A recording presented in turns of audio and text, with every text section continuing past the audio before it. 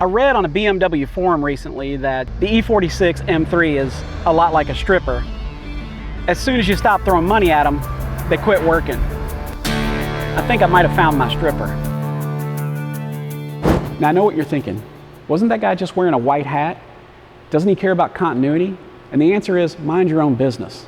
See, I just purchased this BMW as a project car. Now I was going to originally release this video with the title like, I bought the cheapest BMW M3 in the country.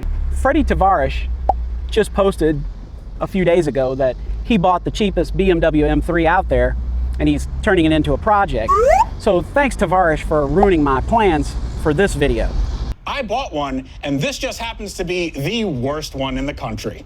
So I didn't get the cheapest BMW M3 out there, but I did get the cheapest BMW M3 convertible. So take that, Tavares.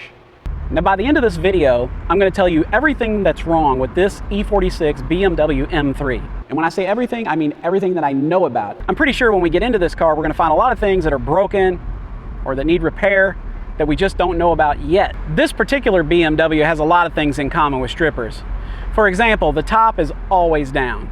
That's a good thing. The top functions perfectly. But like a lot of strippers, it looks pretty good on the outside, but when you get in the inside, a lot of things are broken. Before I bought this car, I took it for an inspection at the local BMW dealership. Now the inspection revealed a lot of things that were wrong with this car. Some of those things were considered to be like in need of immediate attention, and those things are pretty obvious when you drive the car. I mentioned in the first video about this car how absolutely rough the ride is. If you want to see that video, check the link in the description.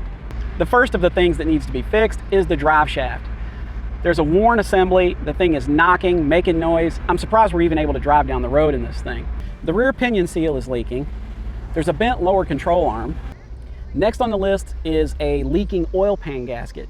Now this must be pretty common on the E46 because I have two of them and both of them have a leaky oil pan gasket. This car also needed a new battery. Now if you've seen the first video, you know that I already changed that battery with an Optima yellow top. Those repairs, plus a couple of tires and an alignment, came to $10,728.91 at the BMW dealership. And that's just the beginning.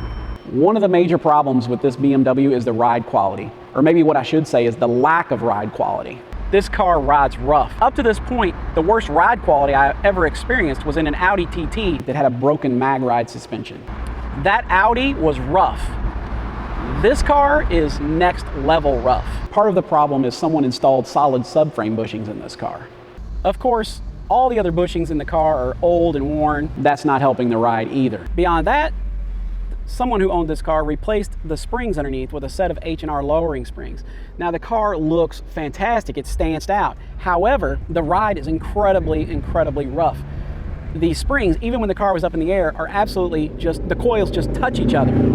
I'm not 100% certain about the rear axle carrier panel. These BMW E46 M3s, and just the E46 in general, they're known to have problems with cracking back there. And it's like 95 to 100% of these cars have cracks in that area. During the inspection, we didn't find any. That being said, we didn't have the subframe down out of the car, so it remains to be seen what's going on up there. There's more. So much more. As I said before, the car looks pretty good. But like a lot of those strippers, when you get up close, you start to see some blemishes. The Carbon Schwartz paint looks decent, but it does have some swirl marks. There are a couple of minor scratches that can likely be polished away, and then there's this weird condition of the paint on this trim piece around the convertible top base. There was an M sticker on the side, which just was not my taste. Fortunately, it was easy to remove, and it doesn't appear to have affected the underlying paint. The roundels are showing their age. That's what they call these emblems. Roundel? There is some fading of a few plastic trim pieces. The front grille and the side grille fins are chrome, and they have some signs of age. The fog lamps don't work. Unfortunately, this E46 has some body underglow, and that does work, except that it's missing from one side. And speaking of lights, the driver's side rear turn signal doesn't work. The passenger side turn signal does work, but there are some LEDs that don't illuminate. I can't show you that, because showing you a turn signal that doesn't work is just like showing you a taillight. There's a little damage to one of the side rocker panels, but it's so far underneath the car, I don't think anyone would ever know, and so I don't think I would ever repair that. The trunk has a number of issues, starting with the fact that the struts do not have enough energy to hold the trunk open. The toolkit's missing, the spare tire is missing, the battery cover is missing the trim connectors. The battery hold down has been replaced with some small ratchet straps instead of the metal hold down that should be there. There's more, so much more. Once you are inside the car, you find a number of issues that are going to need to be addressed. Let me start with something good, the driver's seat. The car lot that sold me this car had the seat recovered, and it is in perfect, like brand new condition. I mean, someone did a really, really good job on this. It's so good, I'm considering taking the passenger seat to have it covered. The passenger seat is in pretty good shape, but the driver's side is so perfect, when I compare the two, the passenger side could use an update. Now, when I say the passenger seat is in pretty good condition, I'm talking about the leather, because the mechanism that actually moves the seat forward will only do that. It will move it forward. It will not go backwards.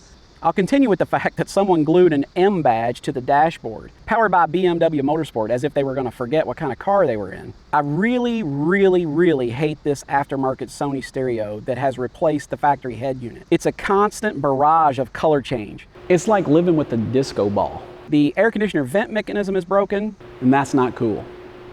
Pun intended. the parking brake and center armrest have been covered in some cheap-looking, poorly upholstered, BMW-themed material. And speaking of parking brakes, this one doesn't hold at all. I learned that the hard way. The factory shifter has been removed and replaced with this aluminum shifter. Not only do I not like the style, but if this thing sits in direct sunlight for any amount of time, you are going to lose a few layers of skin when you grab hold. When it comes to the engine and drivetrain, it's not too depressing. You already know about the drive shaft issues, but the engine and transmission seem to be okay. We found some loose wires behind the front bumper fascia, and there's an aftermarket air intake that has a bolt missing and it's loose and rattling around. But other than that, we didn't find much to be worried about at this time. The car has some issues, that's for sure, but I think that what I have here is a solid start for a project car, and I got this M3 for a decent price. The biggest concern I have for this car right now is the broken drive shaft and the poor ride quality due to the suspension. And if you want to know just how tough that ride was, take a look at this video right here.